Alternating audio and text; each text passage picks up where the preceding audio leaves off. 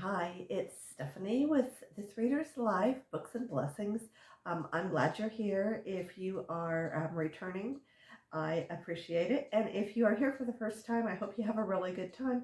And I hope you consider subscribing, liking, following, all of those things I'm so grateful for, and I appreciate it so much. It means a lot.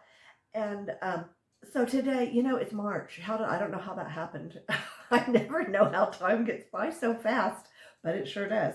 Um, so anyway, March, and I was checking to see what the new releases are for March because I had heard something about Elizabeth Strout, and I don't believe that she's going to be out in March, but there are some other um, books that are going to be released that are by a couple of my favorite authors or that I thought looked really interesting.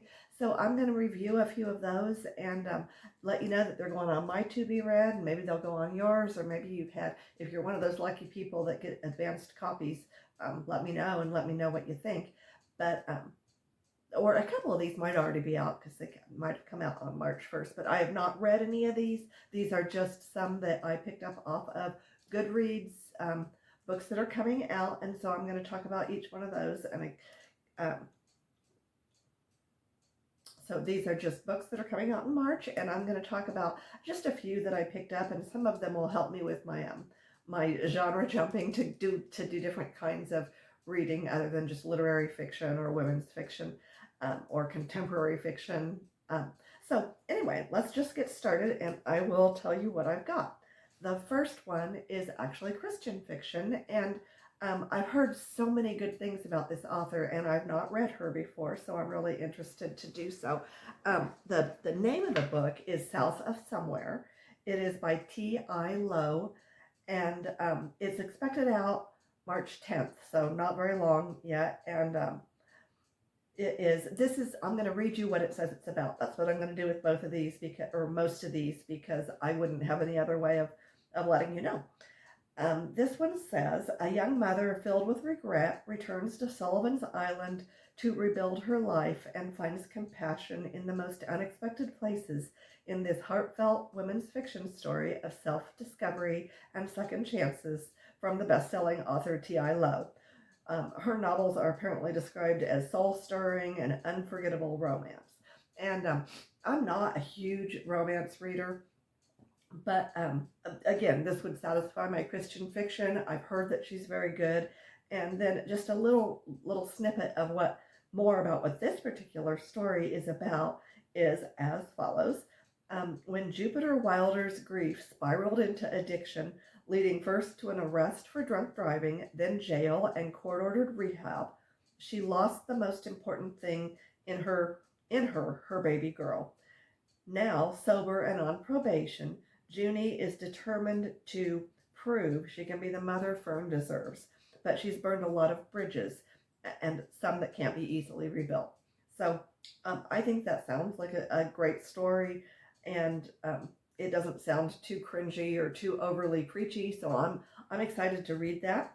The next one that I saw was really exciting to me, and it is an author that I've read quite a few of her books, and I have my favorites.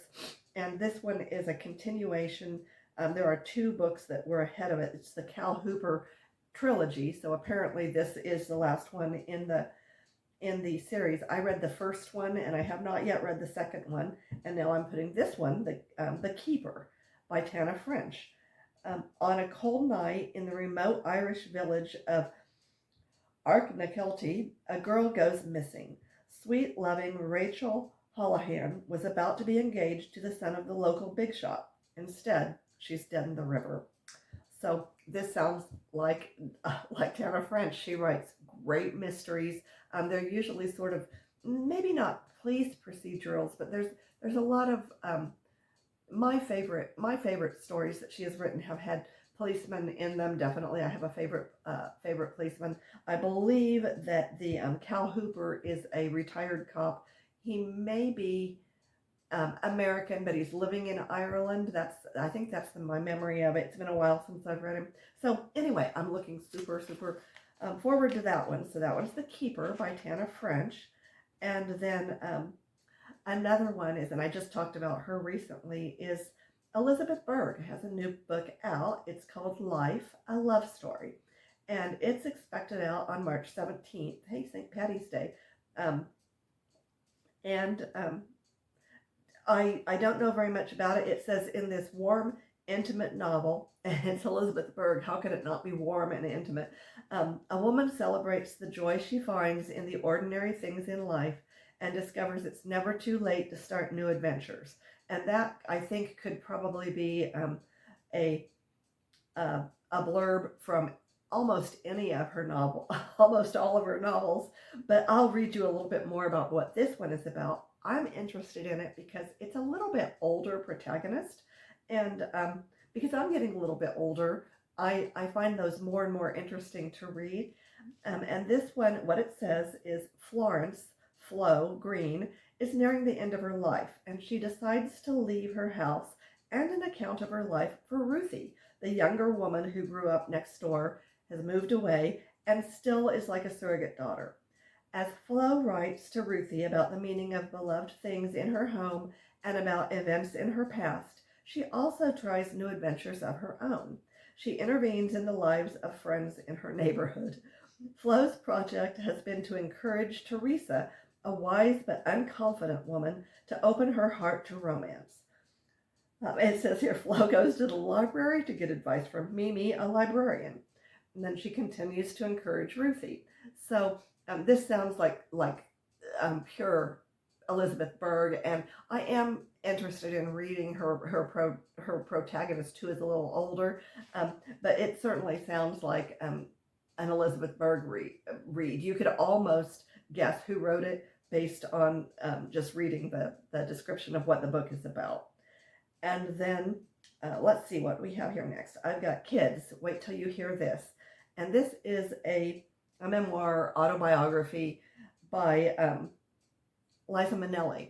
And for those who maybe don't know who Liza Minelli is, she is they say a LGOT icon. No, an E, I apologize, EGOT icon. And I believe EGOT means Emmy, Golden Globes, Oscar, and Tony. I might be wrong about that. It might be Emmy, Grammy, Oscar, and Tony. But Liza Minelli is Judy Garland's daughter. She's a great entertainer. She's been around for quite a while. She's getting older. And this is her autobiography, and she wrote it. Obviously, it's her autobiography. She wrote it. This is a fascinating, untold story revealing the intimate truth of the only child born to Hollywood legends Vincent Minelli and Judy Garland. And here for the first time is Liza, up raw, strong, sexy, hilarious, and heartbreaking. And she's certainly been all those things throughout her career.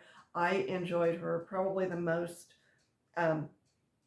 more than anything in Cabaret. But that's the movie I remember her being famous for. But she's a wonderful entertainer and a great singer. She's very, very much like her mother, Judy Garland. So that is Kids, Wait Till You Hear This. And this is expected to be published on March 10th.